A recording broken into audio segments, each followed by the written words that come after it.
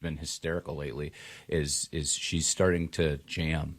Oh, really? Yeah, you start like I've been having transmission problems in my car. I have a lot of problems. The list is long. Get out your your legal notepad, and so I've been off and on driving one of the work vans. Yeah. So she's up so she can see everything, and Queen was on. Of course, Queen, very recognizable beats. Sure. You know, Great very. band. You know, you need to hear like 3 notes, and you know. Sure. And I can hear her in my voice or in my head. Dance, dad. I'm driving. Yeah. Dance. Let's dance. So her hands and her legs are going. So when you hear the Foo, she usually dances because she knows that I'm a Foo fan. But. Well, I'll tell you one thing, and let me make a metaphor. I know that's not what I usually do. Is make these sitting down. difficult metaphors, but. You and I are classic rock guys. We like the sound of guitars and drums. We're not big on auto-tune. We don't want to hear. We're old. And there's nothing wrong with being a classic rock guy. But I do believe you should, keep your ears open, look for new things. And I think, and I know you're going to agree with me on this, there's a lot of people in this community who, when it comes to plants, are like classic rock people. This is what I've always used. It always works for me. They can't do any better than this. I've been doing this for 25 years. And you know what? Everything moves forward. Everything evolves. Oh. And your field more than most. So if you think, oh, this is the best I can do, I've been using this kind of plant forever, and this is the best I can do, there's probably either a better version of it now or something that's just better, period. One so much, and I think I already talked about this on the radio, but one so much, I've been sending picture text messages to colleagues. I have some good friends that are right out Fredonia, Dunkirk, Buffalo. My sales rep that actually is ball horticulture, extremely knowledgeable. And I've been sending pictures of the New Guinea hanging baskets. Now, New Guinea... Yeah. We talked about last week. Yeah, New Guinea impatiens have been a Mother's Day gifting item in the hanging basket form for decades, literally decades. And it pains me to be able to legitimately say, we've been doing this for decades. Yes. Like, I still think I'm 18. But the New Guinea impatient has had a revival in genetic that we kind of discovered by actually touring in Michigan garden centers. And I've been this week sending pictures because they came on so fast. That little week of sun and warmth in April, they just burst into color back in April. So I was kind of chatting with my colleagues about like, hey, what PGRs can we use? That's plant growth regulator. So it's a hormone basically that will shorten internodes and make a plant more compact. Yeah. It's a tool in our tool belt. Everybody wants that rich plant, not woody, not branching out, reaching out. Yeah, you don't want it to be easily broken and scraggly and open looking. That doesn't give you your nice gifting bloom cap for Mother's Day. So I was kind of chatting with colleagues about like, hey, these things are way faster than the old ones, and I'm afraid I got to slow them down. I got to stop them. I got to I got to hold them. And then the miraculous thing is I made the decision to not do anything, and they've just held.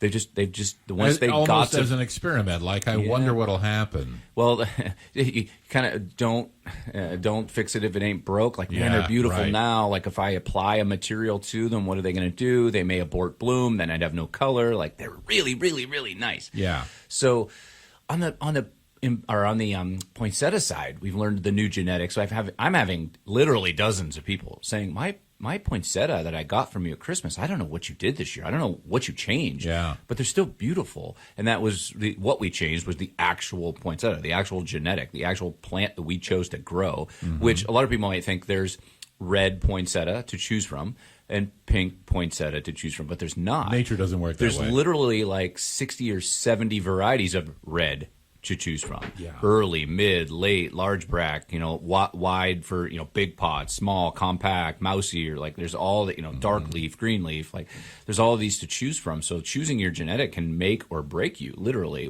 And we have switched it up a little bit, which is a little scary in some crops because you've done this, how to do it, when to apply feed, when in a greenhouse growing application, we grow everything in house, so virtually if you mess it up, you're really you're really under the bus, so to speak, as far as what are you going to do. But you know what's nice though, the other side of it is talking about people who maybe have a little too much experience and they get sort of locked into their preferences and their traditional things.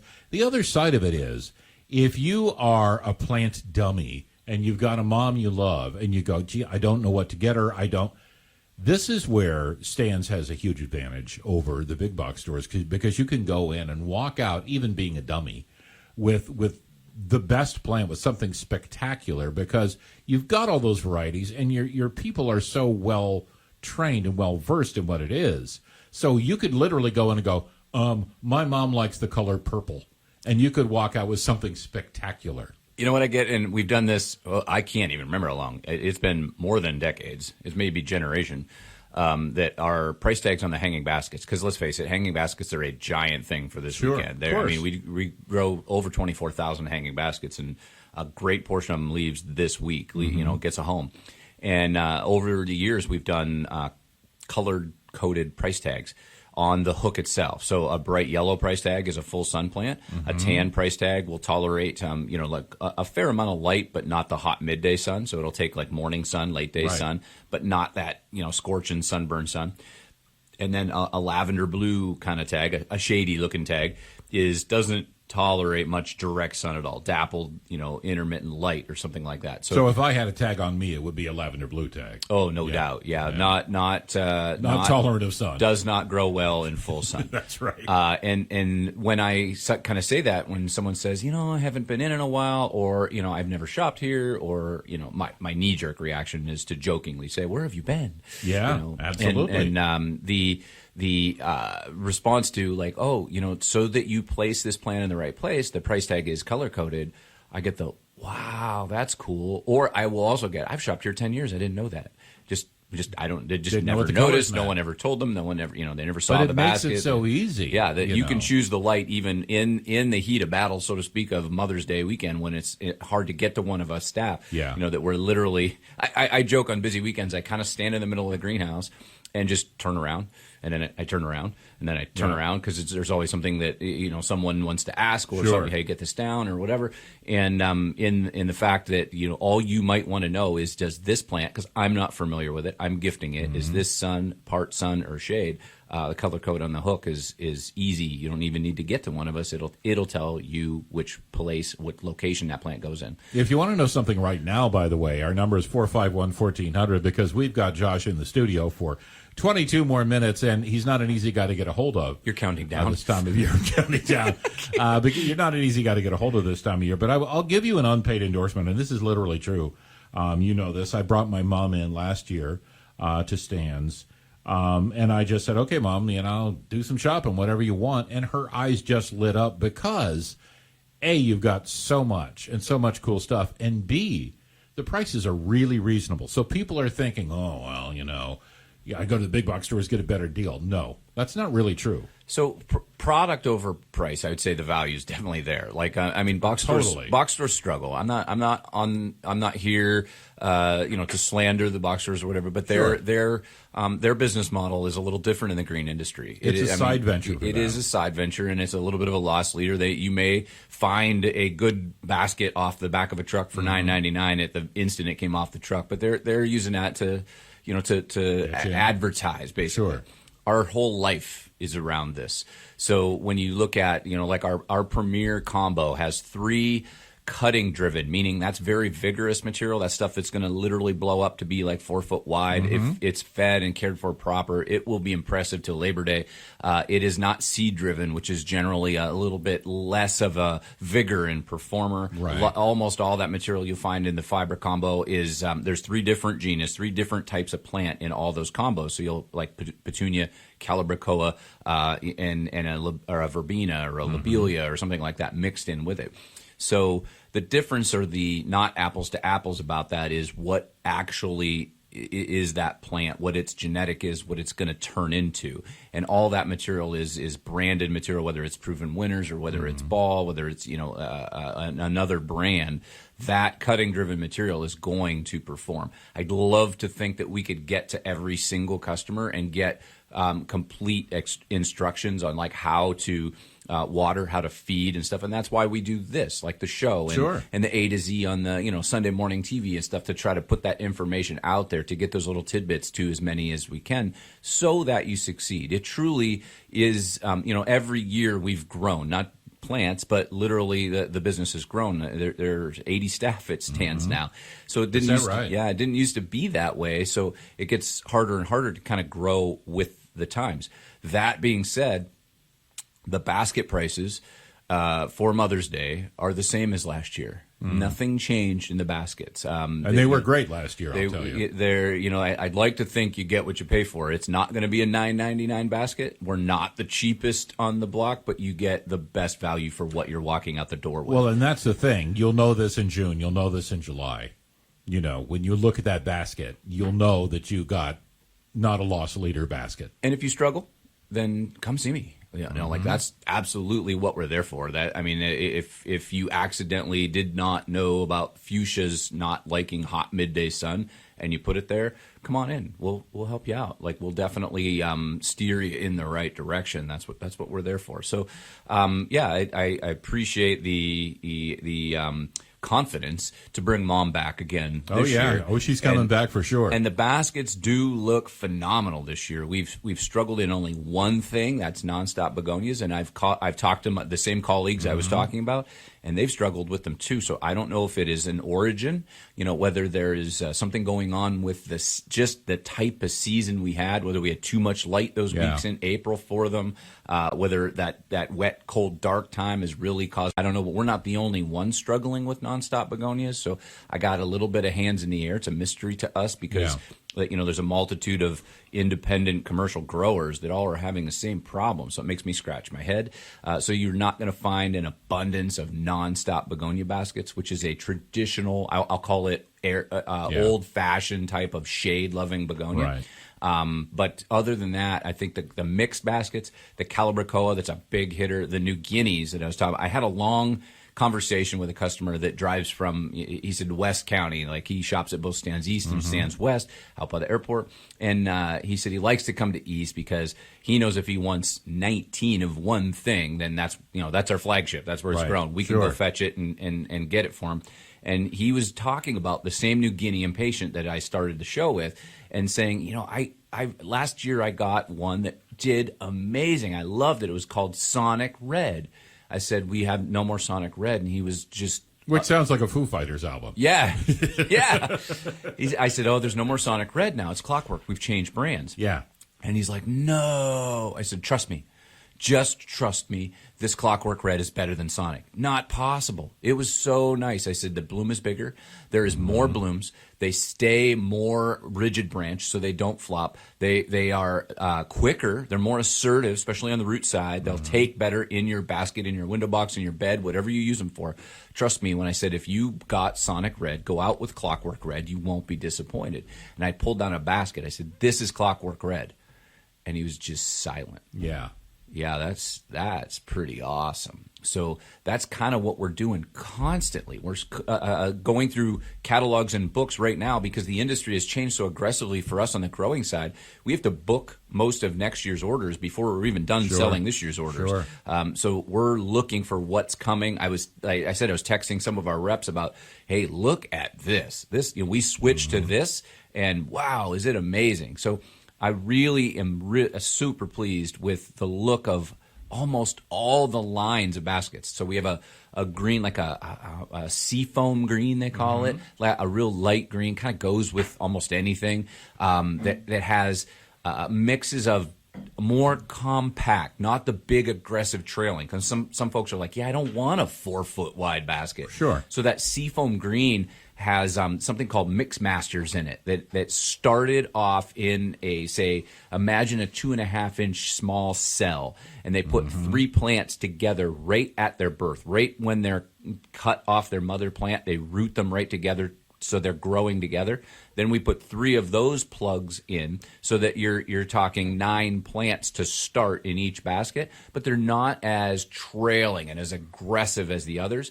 In the past, sometimes it's been a real combination to figure out what those plants do best to get the best result when they're all grown together like that.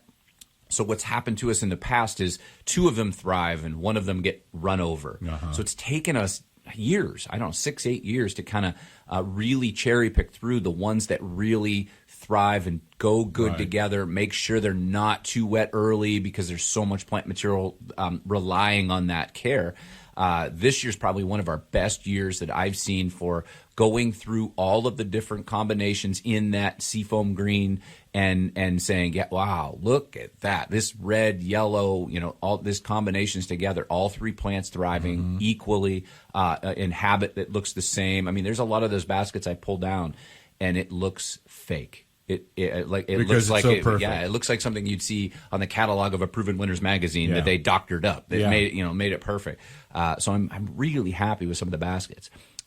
Quantity wise too, it's as far as the season being very wet, very cool. Our kind of foot traffic's been a little vanilla so far because I think a lot of those gardeners can't or haven't been till now able to get in and do much earth work because it's been so cool and wet and dreary. So now things are starting to dry out. I look at the 10-day forecast. We got like a 30% chance of rain one day in the 10-day. Like that's pretty good garden weather here. It's also not scorching hot. Right. We're gonna get a little, we're gonna get some mild 70s. I was listening to the local weather this morning, and it's gonna be very easy going dew point. So it's gonna feel really comfortable, easy breathing work weather. So I think that this weekend here is going to be kind of our kickoff weekend for a lot of fingers getting in the soil, a lot of people putting their window boxes together. The 10-day forecast even looks like we got a lot of, low 50s as far as low temperature. So I think you might even be able to pull the trigger on some of those bed plantings maybe a little earlier than Memorial Day. Nice. Because that 10-day is looking like it's going to get us right through without any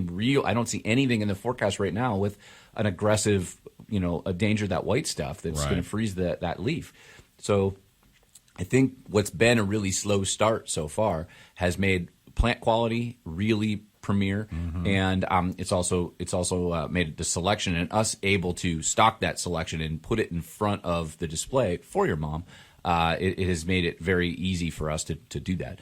That being said, between Mother's Day and Memorial Day, we had Alyssa and I, the crop manager, and I, and one other staff member from the nursery side of things, were touring in Michigan, and we just had this harebrained idea that let's just grow an epic amount of upright sun-based, really crazy Coleus. So we're having Coleus Fest the week. I've heard something about Coleus Fest. Yeah. We did an ad. We did it together. Yes. So between Mother's Day and Memorial Day week is, I think, 17, 18, 19.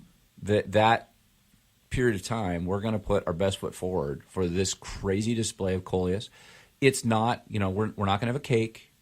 We're not going to have ice cream. It's not that kind of fest. No, it's not that kind of fest. But we're just piñata. We're going to put an absolute ridiculous amount out. So if you're like, oh, I love Coleus, I've used them in my window box, I've used them here, I've used them there, and you just want to, even if you're only looking for 3 or 4 of them, you just want to see the display. We're already starting to collect them because they're ready. Oh yeah.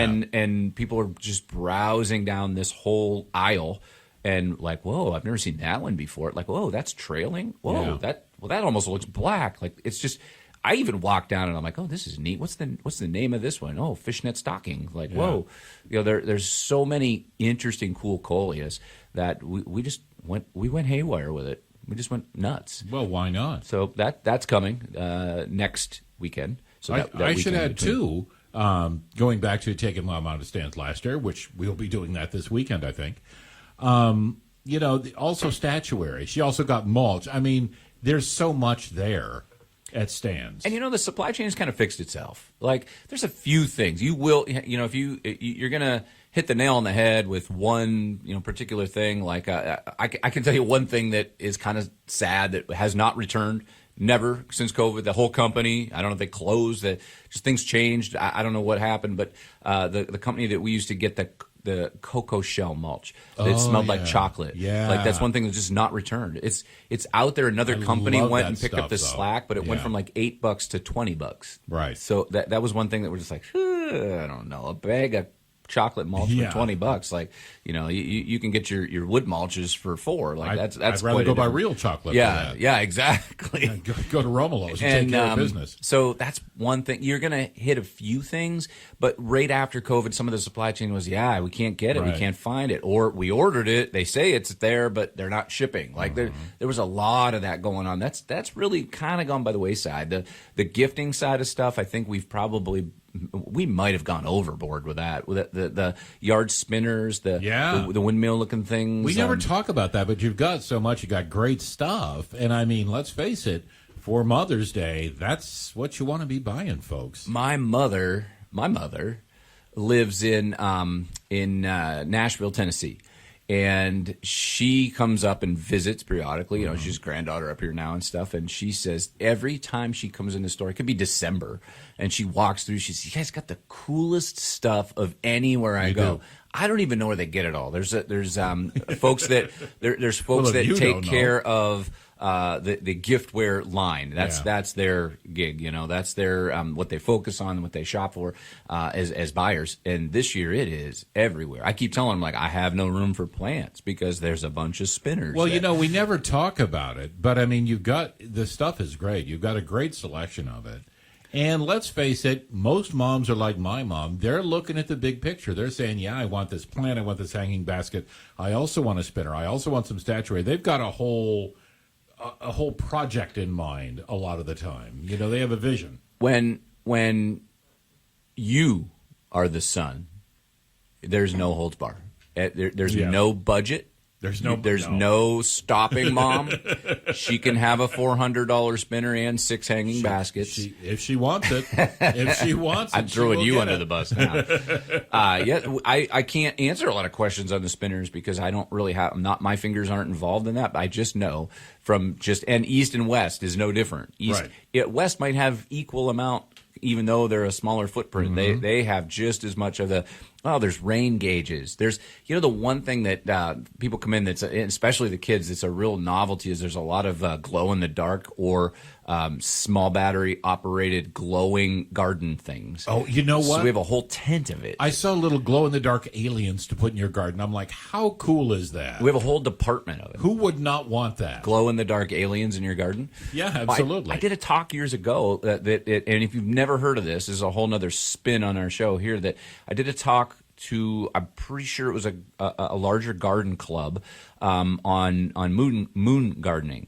And the idea behind moon gardening is, like, say you have a full moon, you have even a street light that just echoes a little bit of light. In that you use a lot of the plants that are kind of luminescent and that white, that pearly white, like the devil's trumpet, that datura metal, that really blue white kind of material, things that radiate that moon type of light, so you have an area that is interest, that you say you walk out to walk the dog at night before you go to bed, and that particular area of your garden is like all that off-white, that cream color that echoes that moonlight, and that glow in the dark alien and that type of stuff would fit good in I love those kind of ideas, and that's very mumuch different than as we started the show with these traditional ideas.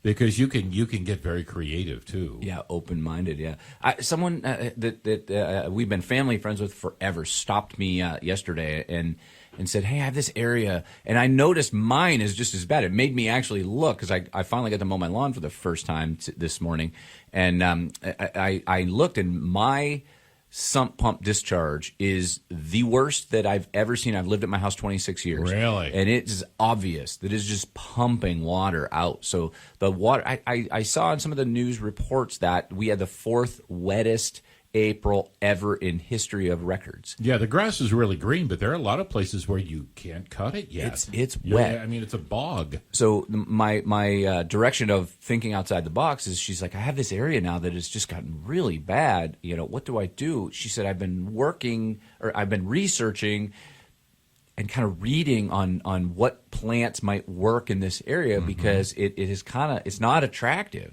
And I said, oh, well, look up rain gardens, because that's what areas that will tolerate drying out in the summer. Like, we're not getting a lot of rain, your sump pump's not pumping water, and it will also tolerate, they'll get a big swing of wet time, say fall, spring, winter, whatever. So look up rain gardens, I said, and then consider just putting one narrow trench and some gravel to get that water to go into the earth, but then on both sides of the gravel, landscape it with plants like rush and some of the like the perennial lobelia, the cardinal flower that'll tolerate wet feet. There's plenty of plants that actually are desirable and attractive that are like almost marginal aquatics that will go in that area. So a lot of times you look at your landscape and be like, I hate this area. I don't like this area. It's not functional.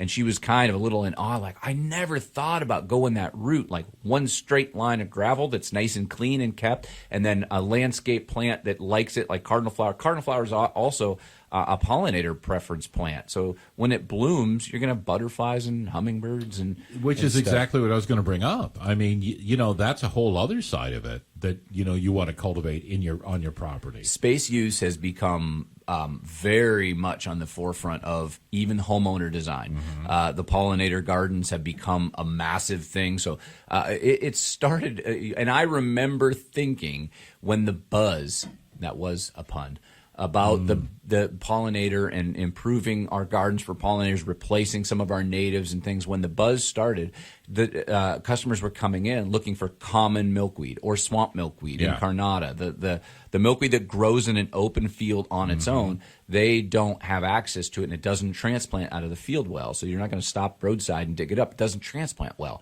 So folks started coming in looking for common milkweed, and I was kind of like, wrinkled forehead. What? It's everywhere. Like it's all over the place on your own. Well, yeah, but I have a pollinator garden. I want some of that material in that island that I have built. That it's a pollinator garden. And I have Nepeta, which is catmint, and I have Baptisia, and I have some of the Coreopsis. I have I have all these things in it. I want some. And now this is years later. Say it's 10 years later. It is a big product line. Like all of the milkweeds are just starting to wake up. It's been cold and wet for them too. They're just starting to kind of wake up from fall bulking, we call it, or getting their root built. So there's not a huge population on the bench because I have to make sure, obviously, they wake up, that they're living, viable plants before we put them to market. But the regular Asclepias, which is your genus for your butterfly weed or your milkweed, it's Asclepias, has become a huge demand. When I was a kid, it wasn't even commercially cultivated. Right. So that's that's one of them things, like cowslip that you may find in a pot sometime. It sure grew wild where I live. Yeah, that is how things have changed as far as wanting to kind of get back to our roots in native plants and take care of our pollinators, and those space use and outdoor landscape has changed in mentality over the last few years. Okay. Well, we are just about out of time. Let's make sure people know what hours both locations of stands are open so they can do their Mother's Day shopping. If you haven't done it yet, it ain't too late, folks. That's easy. Oh, it's just beginning. Just starting. It's going to be like the opening day of the water park at Waldemere. Yep. It is going to, and it's 85 degrees at the opening day of Waldemere. That's easy for the hours. Both locations are the same. Monday through Saturday, 8 to 8. Yep. Only half-day shifts. Yeah. And Sunday, 9 to 6. So we got plenty of opportunity to come on out and shop. That last hour or two tends to taper off a little bit if you're not a people person and you want to be left alone to garden through. That last hour is usually a little bit more timid. That's good advice. I appreciate that. Because I know you're not an out in the public. I'm not a big social group person, no. Thus, radio. I'm a bit of an introvert. Radio was your... sit in front of a microphone by myself. Thanks, Alan. That's how I'm happy. I look forward to seeing you and your mom in. Yep. Hopefully this weekend. If not this weekend, then next for sure. Thank you, sir.